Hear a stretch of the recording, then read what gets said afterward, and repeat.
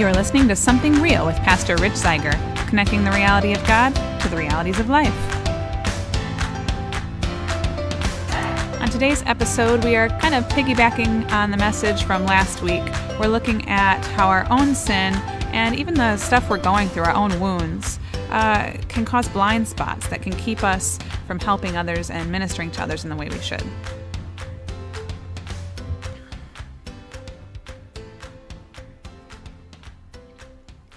Israel's kings led the nation on behalf of God.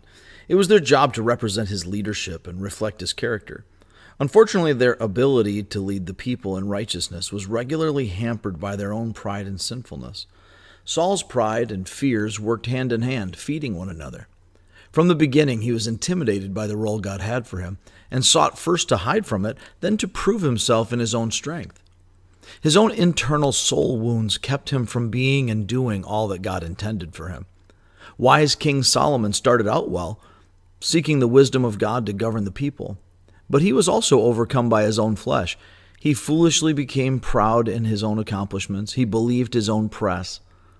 And despite all of God's blessings, Israel's peace and prosperity, and Solomon's personal achievements, he led the people of God into idolatry, while directly violating God's commands against kings amassing wealth and wives to themselves. His vision was impaired by his sin. Solomon was also shaped by the wounds and chaos of his home of origin. King David, the man said to be after God's own heart, was Solomon's father. His mother was Bathsheba, who became David's wife after an adulterous affair and murderous cover-up. Moreover, she was one of several wives of David. Though David did so many things right in the eyes of the Lord, the effects of his sinful choices had lasting effects. His example taught his sons a kind of hypocrisy. His own blind spots created a ripple effect that shaped Solomon's reign, divided the kingdom, and ultimately fed into the wickedness of later kings and the people as a whole. These early kings of Israel were not false teachers, illegitimate leaders, or charlatans. But their own blind spots caused great injury, not only to themselves, but to others whom they were called to serve and lead. Jesus warned his followers of such blind spots in Luke 6, verses 41 and 42. Right along with his warnings about false teachers and blind guides, he warns us against accepting our own blindness while we take notice of the blind spots in the lives of others. He points out the foolishness of trying to help someone get a speck out of their eye while we have a large piece of wood in our own.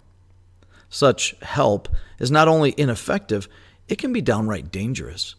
Sometimes we confuse this instruction from the Lord and take it to say that we should never point out the sins of others, but that's a radical departure from what's being taught. Jesus consistently calls all believers to invest in one another's lives, to help restore those who are on the wrong path, and to speak truth to one another. When someone has a harmful foreign substance in their eye, they benefit from the help of a friend who can see and remove that speck. His point is that we can't actually do that if we have junk in our own eyes. Our own junk causes blind spots that impair our ability to help effectively and can actually lead to more damage. I need to deal with my own junk, my own plank, my own blind spots before I can effectively help someone else with theirs. The first step is recognizing that I have things to deal with in my life. We tend to function out of our wounds, which become lenses through which we see life.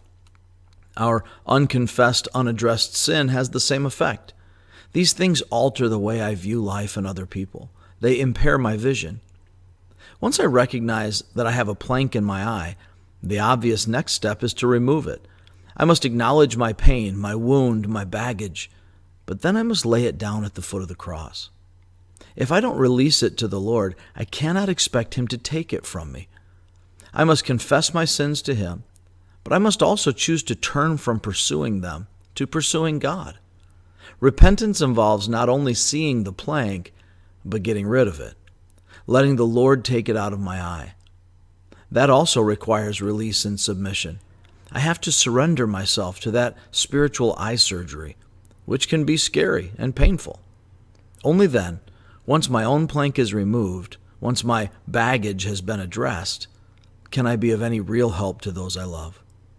Thanks for listening, and I hope this has given you something to think about. Thanks for listening. You can check out our shows on Tuesdays, Thursdays, and Sundays, and on pretty much any podcast platform you'd like, including YouTube. So be sure to join us 3 times a week. We look forward to it.